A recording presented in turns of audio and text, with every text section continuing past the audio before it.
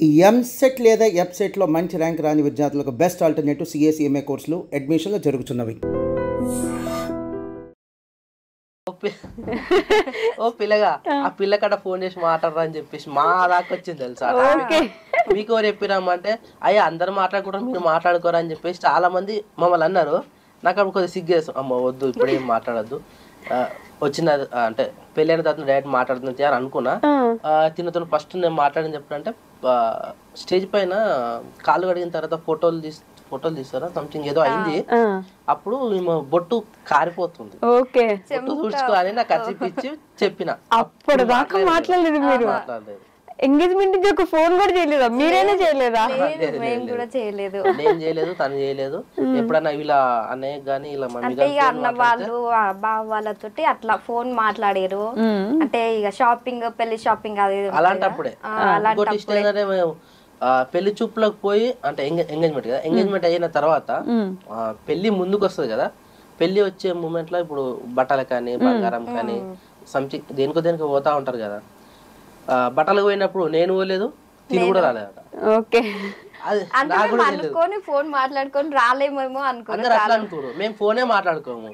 అయ్యా పిల్లగాడు రాలేదు పిల్ల రాలేదా అని అన్నారు. ఎందుకు పోలేదు మరి? మీ పెళ్లికి మీరు బట్టలు కొనుక్కోవడానికి వెళ్ళారా? ఆఫీస్ లో ఆడిట్ నడుస్తుంది నాకు. సో నాకు లీవ్ వేయడం కష్టం, ఎందుకంటే ఎలాగో మళ్ళీ ముంగట మ్యారేజ్ పెడతా కదా. సో ఇప్పుడే వద్దు అని చెప్పేసి మేము కూడా ఎక్కువ లీవ్స్ పెట్టలేదు. బట్టలకి నాది మన same size shirt pant anyone ఏమున్నా సేమ్ వేసుకుంటాం మేము. మన పోతే సరిపోతుంది అని చెప్పేసి నేను ఆఫీస్కి వెళ్ళిపోయినా. మరి తినేందుకు రాలేదు. నార్మల్ గా ఇంటి దగ్గర అన్న పిల్లలు ఉండే, ఇక పిల్లలను బయట తీసుకుంటే కొంచెం ఇబ్బంది ఉంటది కదా, ఇక వాళ్ళని చూసుకుంటే నేను ఇంటి దగ్గరనే ఉన్నా. ఇక అన్న వాళ్ళు వద్దే అక్క వాళ్ళు అందరు ఉన్నారుగా, వాళ్ళు నాకు నచ్చిన సెలెక్షన్ తోటి వాళ్ళు మంచిగా తీసుకొని వచ్చారు. మంచిగా తీసుకొచ్చినారా? కానీ శిరీష గారు, అబ్బాయికి పెళ్ళంటే ఏముంది, వాళ్ళ ఇంటికే మనం వెళ్తాం కాబట్టి ఓకే, కానీ అమ్మాయికి పెళ్ళంటే మన ఇల్లు వదిలేయాలి, మన వాళ్ళని వదిలేయాలి, అందరిని వదిలేసి పేరు కానుంచి మనకి మారిపోతుంటాయి అన్ని. ఓ అది మాత్రం నిజమే. పేరు ఇంటి పేరు నుంచి మన అంటే వాళ్ళ పేరు మన పేరు సెట్ కాకుండా కానీ మన పేరు మారిపోతుంది. మమ్మీ వాళ్ళు పెట్టిన పేరు కానుంచి కూడా పేరు కూడా మార్చినారా? లేదు మామూలుగా అట్లా మారుతుంది. అంటే మనం అట్లా వెళ్ళిపోతే మన పేర్లు కూడా కొన్ని మారుతాయి కదా కొంతమంది అట్లా. ఎప్పుడు అబ్బాయికి ఏం మార్చారు? ఓన్లీ అమ్మాయికి అన్ని మారిపోతుంటాయి. అట్లా మీకు కూడా ఇంకా ఇటు వచ్చేయాలి, అన్న వాళ్ళని వదిలిపెట్టాలి, ఇల్లు వదిలిపెట్టాలి, మన ఇంటికే మనం చుట్టంలాగా వెళ్ళాల్సి వస్తుంది. ఈ ఆలోచన ఉండింది అప్పుడు ఏమన్నా? చాలా అంటే మనం అట్లా ఇంటి నుంచి పెళ్ళైనాక కడుపులు కడిగి మనం ఇంటి నుంచి వెళ్ళిపోతాం కదా. ప్రతి ఒక్కరు మా అన్న వాళ్ళైతే ఫుల్ అట్లా ఏడుపు అంటే అట్లా వచ్చింది. అంటే ఒక్కతే ఆడపిల్ల, ముగ్గురు అన్న వాళ్ళు కదా, చాలా గారభంగా పెరిగిన ఇంటి దగ్గర. సడన్ గా అట్లా అయిపోయేసరికి ఫుల్ బాధ అనిపిస్తుంది కదా ఎవరికైనా. అట్లుండేది. ఓదార్చాలి శేఖర్ గారు అప్పుడు ఏమైనా కొంచెం ఏడ్చేవాళ్ళు ఇంటికి వచ్చి? ఫస్ట్ అదే లాస్ట్ టైం ఏడడం. ఎవరైనా సరే ఎంత ఏడిస్తే అంత బాధ పోతుంటారు కదా, అందుకని చెప్పేసి నేను వదిలేసిన. అరే ఏడవంతి అని చెప్పేసి తనంతలో తన దగ్గరికి వచ్చేంత వరకు నేను పిలవలే ఏడుస్తున్నప్పుడు, ఎందుకంటే కడపలు కడుగుతారు అది చేస్తారు కదా. వెళ్దామా పొరి బిడ్డ అని చెప్పేసి పెద్ద మనుషులు చెప్పేంత వరకు కూడా తన దగ్గర నేను రాలే. ఆమె అంతా పోయి అంత ఫ్రీ అయ్యి మళ్ళీ వాళ్ళ అన్నతో మాట్లాడిన తర్వాతనే నాతో వచ్చింది ఆ రోజు మ్యారేజ్ తర్వాత. అప్పటిదాకా మీరు ఫోన్లే అని చెప్పేసి వదిలేసి. ఇక మన చుట్టూ అందరూ అక్క వాళ్ళు అన్న వాళ్ళు అందరు వస్తారు కదా, ఇక అదే లాస్ట్ అనుకుంటా. ఇక అట్లా అప్పటి వరకు మనం వీళ్ళ ఇంటికి వెళ్ళేంత వరకు ఎవరి ఇల్లు డిస్టర్బ్ ఏం చేయలేరు. ఇక అక్క అత్తమ్మ వాళ్ళు కూడా వచ్చి బాధపడ్డారు. ఉంటది కదా ప్రతి ఒక్క ఆడపిల్లకైనా, ఎంత పెద్ద ఉన్నా గానీ ఖచ్చితంగా ఉంటది. అదేంటో రాసి పెట్టినారు ఎవరు అట్లా ఆడపిల్లే పోవాలి అట్లా అని చెప్పేసి. శిరీష గారు ఎంతవరకు చదువుకున్నారు మీరు? నేను ఇంటర్. మీరు ఏం జాబ్ చేస్తున్నారు? యాక్చువల్లీ నేను భారత్ బయోటెక్ లో ఎంప్లాయ్ ఉండే. ఓకే. రీసెంట్ గానే రిజైన్ చేసి బయటకు వచ్చేసి. అదే ఎందుకని అంటే మన వ్లాగ్స్ కైనా ఇంటికాడ సిచ్యువేషన్ కొద్దిగా బాగాలేకుండా, మమ్మీ చనిపోయినప్పటి నుంచి కూడా ఇంట్లో కొద్దిగా ఏదైనా ఆలోచించే విధానం కానీ, ఇంట్లో చేసే పనులు కానీ, ఇప్పుడు జాయింట్ ఫ్యామిలీ కదా, ఒక్కరం అంటే అది వేరు, చిన్న ఫ్యామిలీ అంటే అది వేరు. అందరం ఉంటాం, అందరికి అన్ని బరువు బాధ్యతలు అన్న వేసుకునేసరికి నాకు మెంటల్లీ హెడ్ ఎక్ రావడం కానీ, సైట్ మెడ నరాలు అన్ని కొద్దిగా ఎఫెక్ట్ పడ్డది. సో నాకు ఒక్కని చేయలేకపోతున్నా, కొద్దిగా అంటే హెల్ప్ఫుల్ ఉంటావు అని చెప్పేసి నార్మల్ గానే క్యాజువల్ గా మానేసిన. ఇంకోటి ఏంటంటే నాకు కూడా అక్కడ ప్రెజర్ ఉండే, లీవ్స్ ఇవ్వలేకపోవడం, కంపల్సరీ పోవాలి. ఇంకోటి ఏదైనా నా వర్క్ విషయంలో నేను సూపర్వైజర్, అక్కడ సూపర్వైజర్ ఉంటేనే వర్క్ నడుస్తుంది. సో అట్లా నాకు లీవ్స్ ఇవ్వడం చాలా కష్టం. ఇక ఎన్ని రోజులు చేసినా ఇంతే కదా, మళ్ళీ లీవ్ ఇవ్వడు, ఎక్కడ ఇవ్వడు. ఇప్పుడు మన అవసరానికి మాత్రం లీవ్ మాత్రం కంపల్సరీ ఇవ్వడు. కంపల్సరీ ఎన్ని రోజులు చేసినా కానీ ఇక్కడ ఎన్ని రోజులు ఏం చేస్తామని చెప్పేసి లైట్ చేసుకుని, ఇక శాలరీ కూడా తక్కువ ఉండే కొద్దిగా. పేరుకి ఎంప్లాయ్మెంట్ సూపర్వైజర్ కానీ మన క్వాలిఫికేషన్ తగ్గట్టు శాలరీ తక్కువ ఉండే. సో ఇక సెట్ అవ్వదు మనకు, ఏముడు చేసుకున్నా సొంతంగా ఇంటికానే చేసుకున్నాం అన్నట్టుగా రిజైన్. ఏదైనా అది గొప్ప కదా, మనకి సొంతంగా మనం ఏం చేసుకుంటే ఫ్రీడమ్ ఉంది, అంటే మన లైఫ్ మన ఇష్టం, మనం ఎంజాయ్ చేసుకుంటే అంత అట్లా ఉంటుంది. కాదు, ఇందాక కంటిన్యూ చేద్దాం. తర్వాత మళ్ళీ ఎప్పుడు బాగా మాట్లాడుకున్నారు ఒకరి గురించి ఒకరు తెలుసుకున్నది ఎప్పుడు మీరు? అలా అసలు అట్లాంటివి ఏం తెలుసా? కొన్ని క్వశ్చన్స్ అడగాల మీకు, ఒకరి గురించి ఒకరికి ఎంత తెలుసు అని చెప్పేసి. అంటే అంత టైం మాకు ఉండదు, జాయింట్ ఫ్యామిలీ కాబట్టి అంత ఫ్రీడమ్ కూడా మనకు లేదు.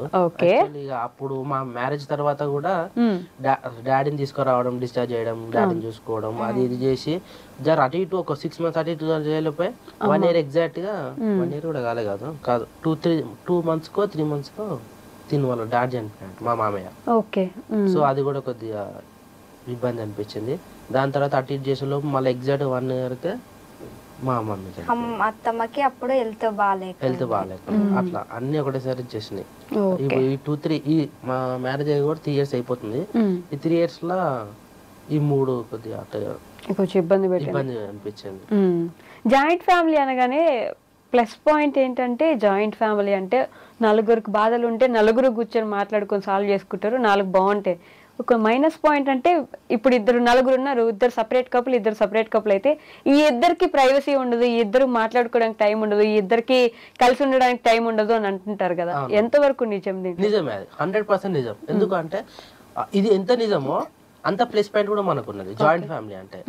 ఫర్ ఎగ్జాంపుల్ మేమిద్దరం అంటే జాయింట్ ఫ్యామిలీ ఉన్నప్పుడు మేమిద్దరం ఉన్నాం, ఇప్పుడు మా పిల్లలు ఉన్నారు. ఫర్ ఎగ్జాంపుల్ నేను ఆఫీస్కి వెళ్తున్నా, తిని ఇంట్లో ఉంటుంది, లేకపోతే తిన కూడా ఏదో బయట పని ఉందనుకో, పిల్లలు ఉంటున్నారు, పిల్లల్ని చూసుకోవాలి కదా. అలాంటప్పుడు ఎవరు చూసుకోవాలి? ఇంట్లో తాతయ్యనో అమ్మమ్మనో నానమ్మనో అన్నయ్యనో వదినో తమ్ముడో ఉంటే ఇవన్నీ క్యారీ చేస్తూ ఉంటారు. అట్లా చాలా బెనిఫిట్. ఇప్పుడు నేను రీసెంట్గా మేము మా షెడ్ దగ్గర చూడండి ఒక వర్క్ ఉండే, గడ్డి మోయడం కానీ మట్టి వేయడం కానీ. ఒక్కరు చేసే పని ఎలా ఉంటది, 10 మంది చేసే పని ఎలా ఉంటది. ఇలాంటప్పుడు బయట వాళ్ళు వస్తారా? రారు. ఓన్లీ సింగిల్ ఇద్దరు పర్సన్సే అనుకో, అంటే చిన్న ఫ్యామిలీ అనుకో, ఒకరోజు చేసే పని ఒక గంట సేపలో వేసేయచ్చు మనం అందరం కలిసి ఉంటే. అదే ఇద్దరే ఉన్నాం అనుకో 2 రోజులు పడుతుంది. అట్లా ఏ విధంగా అయినా కానీ జాయింట్ ఫ్యామిలీ మంచిది. ఏ విషయంలో అయినా కానీ ఫ్యామిలీ తోటి ఉండడమే మంచిది అనిపిస్తుంది. హెల్త్ అంటే ఒకరికి హెల్త్ విషయం అయినా తన ప్రాబ్లమ్స్ ఏ ఉన్నా గానీ ఫ్యామిలీ ఉంటే ఫ్యామిలీ తోటి షేర్ చేసుకోవడం గానీ కొంచెం ఫీలింగ్ ఉంటది కదా, అదంతా పోతుంది. అంటే పిల్లలతో ఉండడం అది ఇది అని అట్లా. మీరిద్దరు టైం మిస్ అవ్వట్లేదా? మీరు నిజం చెప్పండి. అంటే మా ఆయనతో నాకు కొంచెం పర్సనల్ గా టైం ఉంటే బాగుంటది, ప్రైవసీ ఉంటే బాగుంటది ఇట్లా అనుకుంటాం కదా, మీరు అట్లా ఎప్పుడు అనుకోలేదా? నిజం చెప్పండి. లేదు, ఎప్పుడు అనుకోలేదు. కలిసి ఉన్నప్పుడు. ఎందుకంటే ఫ్యామిలీ అన్నప్పుడు ఎప్పుడు సందడి. ఇప్పుడు సంక్రాంతి సినిమాలో ఎలా ఉంటది, అందరూ ఎప్పుడు చూసిన చిన్న పిల్లలు పెద్ద పిల్లలు వీళ్ళందరూ అందరు సంక్రాంతి సినిమాలోనే గొడవ వేసుకుంటుంటది ఒక ఆవిడ, గొడవలు కూడా అవుతుంటాయి. అట్లా అంటే అన్ని కలుపుకోవడమే.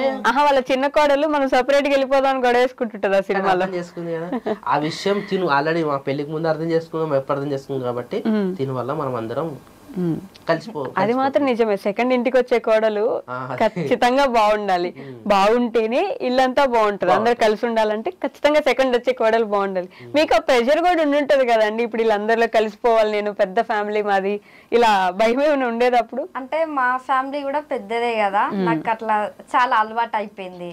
అంటే మా ఇంట్లో అట్లా లేదు కదా, అన్న వాళ్ళు వదినే వాళ్ళు అమ్మ డాడీ ఫ్యామిలీ పెద్దది కదా, ఆ ఫ్యామిలీ నుంచి ఈ పెద్ద ఫ్యామిలీకి వచ్చినాయి కదా, అట్లా ఇబ్బంది ఏం లేదు, మంచిగానే ఉంటా. మాకు కూడా అంతే ఏం అనిపించలే. అంటే ఒక అన్నోన్ పర్సన్ కొత్తగా వచ్చి, ఇప్పుడు మా ఫస్ట్ మ్యారేజ్ వదిన అన్నప్పుడు నా క్లాస్మేట్ కాబట్టి ఆల్రెడీ పరిచయం ఉంది కాబట్టి అంత ఏం అనిపించలేదు. జ్యోతి మా బావకి ఇచ్చేసినాం కాబట్టి అట్లా నడిచిపోయింది. ఈ మొక్కతే కొత్తది అన్నోన్ పర్సన్ మన ఫ్యామిలీలోకి ఎంట్రీ అయింది, ఎట్లుంటుందో అని చాలా అనిపించింది. అసలు ఈమె వచ్చిన విషయం కూడా మాకు ఎవరు తెలియదు, అంత సింపుల్ ఉండిపోయింది. అంటే ఫస్ట్ అక్క ఫ్యామిలీలో అందరితోటి కలిసిపోయింది, అత్తమ్మ మామయ్య బావాలు ఏ చెప్పినా తను వింటది, మంచి ఉంటది. కానీ నెక్స్ట్ వచ్చాయి అమ్మ ఎట్లుంటది, ఫ్యామిలీ విడగొడుతుందా, మంచి ఉంటది అని కొంచెం ఇంట్లో ఉన్న వాళ్ళకి టెన్షన్ ఉంటది. నా విషయంలో అయితే వాళ్ళు అట్లా టెన్షన్ పడ్డారంట, మంచి ఉంటుందో లేదో, గొడవలు అయితే విడిపోతామని. కానీ ఒక 6 months వరకు అబ్జర్వ్ చేసిర్రు నన్ను కూడా, మంచి ఉంటదా ఇట్లా గొడవలు ఎట్లా అయితే అని. అత్తమ్మ చాలా ఏమన్నా చెడు జరగబోతున్నా ఏమైనా ఉన్నా కానీ ముందే పసిగట్టి మా అమ్మ అట్లా కాదు బిడ్డ, ఇట్లా చేస్తే బాగుంటది, అట్లా చేస్తే బాగుంటది అని చెప్పేసి ముందే చెప్పేస్తుండే.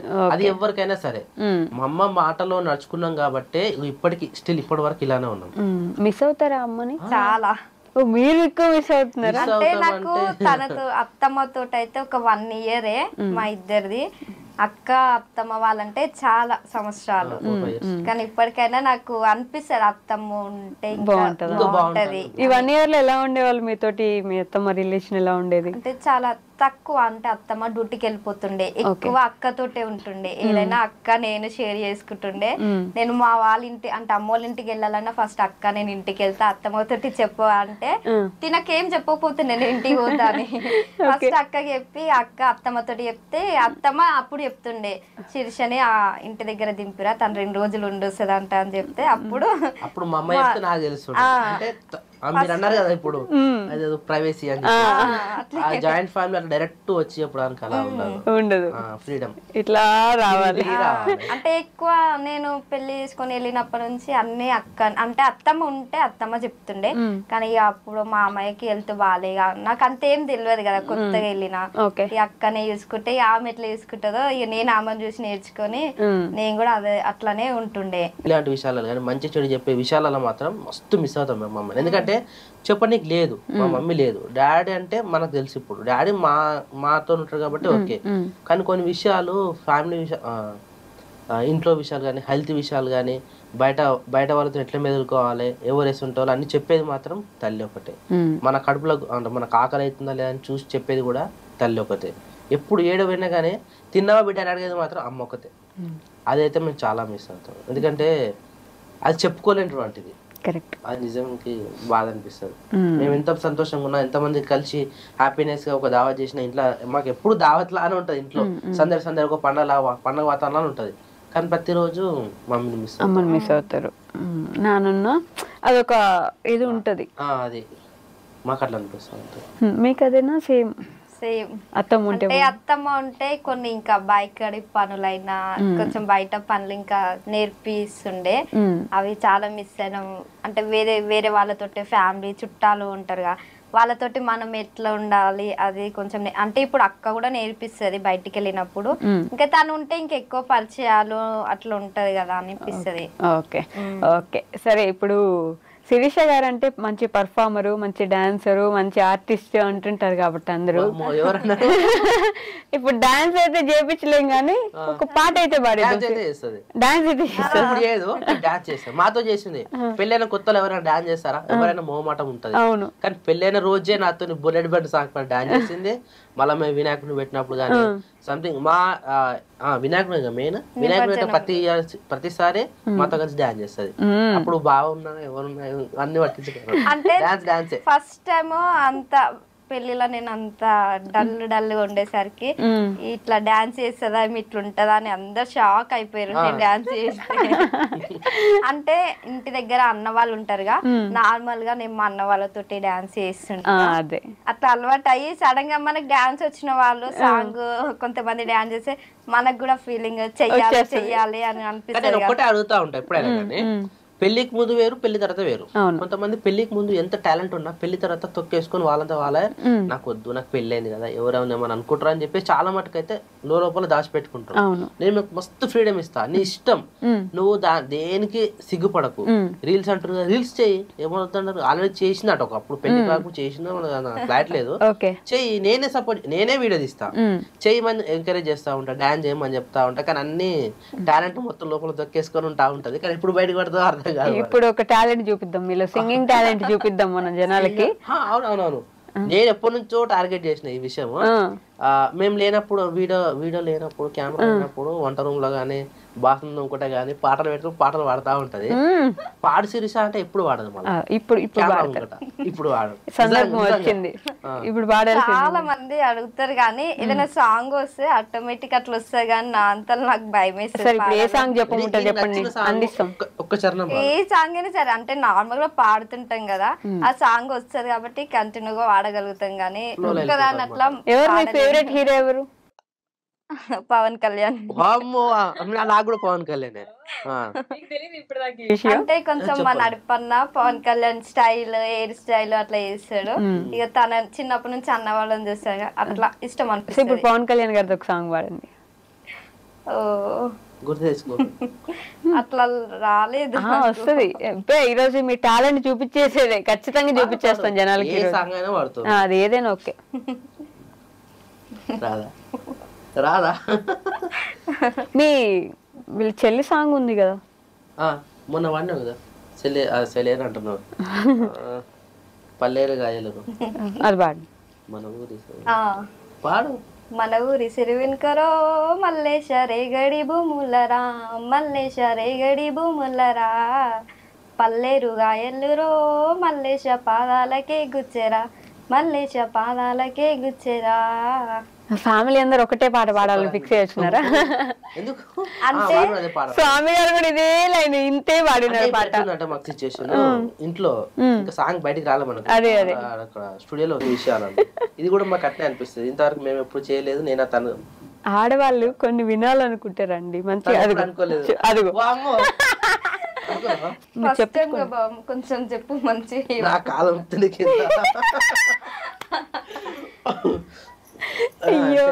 నేను ఎవరికి చెప్పలేదు. అట్లా జస్ట్ 3 ముక్కలు చెప్పండి కొంచెం ప్రేమగా. నాకు భయం అవుతుంది. ఆమెను చూసి చెప్పండి. I love you. Love you too బాబా. ఎట్లా అనిపించింది? భయం అవుతుంది. కూరగా అయిపోయింది నాకు కూడా. అంటే ఇంతవరకు నేను ఇప్పటికి స్టిల్ ఎవరికి అట్లా చెప్పలేదు. అంటే కొంచెం గర్ల్స్ తోటి దూరం కదా, భయం అవుతుంది నాకు. యాక్చువల్ చెప్పాలంటే ఎవరితో అంత ఈజీగా మూవ్ కావాలండి. ఓకే, ఎంత ఎవరైనా సరే, రిలేషన్ అయినా సరే, బయట ఫ్రెండ్స్ అయినా ఎవరైనా సరే మూవ్ అంటే రిలేషన్ పెరిగిందంటే వదులుకోను, లేదంటే యాక్చువల్లీ దగ్గర కూడా పోను. ఎంత హాయ్ అంటే హాయ్ అట్లనే ఉంటాను నేను, ఎక్కువ దగ్గరలో ఉన్నారు అట్లా. Okay, done. లాస్ట్ గా మీ సబ్స్క్రైబర్స్ కి ఏమైనా చెప్పాలనుకుంటున్నారు? లాస్ట్ అనగానే ఊపిరి పీల్చుకుంటున్నారు మీరు. మీ సబ్స్క్రైబర్స్ కి, యూట్యూబ్ ఫ్యామిలీకి ఏమైనా చెప్తారా? మా ఫ్యామిలీకా మీ ఫ్యామిలీకా? రెండు ఫ్యామిలీస్ కి. సో ముందుగా మీ అందరికి thank you so much. Actually మీ వల్లనే ఇంత దూరం వచ్చినాము. ఇక్కడ ఈ స్టేజ్కి వచ్చి ఇక్కడ ఇంటర్వ్యూ ఇవ్వడం నాకు తెలిసి ఇదే ఫస్ట్ టైం మేమైతే. సో ఈ స్టేజ్కి రావడం కారణం కూడా మీరే కాబట్టి ఎప్పుడు ఇలానే సపోర్ట్ చేస్తూ మాకు మా వీడియోస్ చూసి లైక్ చేసి కామెంట్ చేసి షేర్ చేసినందుకు చాలా చాలా థ్యాంక్ యూ. సో ఇట్నే ఇంకా ఎంకరేజ్ చేసిరంటే కంపల్సరీ మీ ముందు ఇంకా మేము ఉంటాం. మంచి మంచి వీడియోస్తో మేమైతే మీ ముందుకు వస్తూ ఉంటాము. సో మీ సపోర్ట్ మాకు ఎప్పుడు ఇలా ఉండాలని చెప్పేసి మేమైతే కోరుకుంటున్నాము.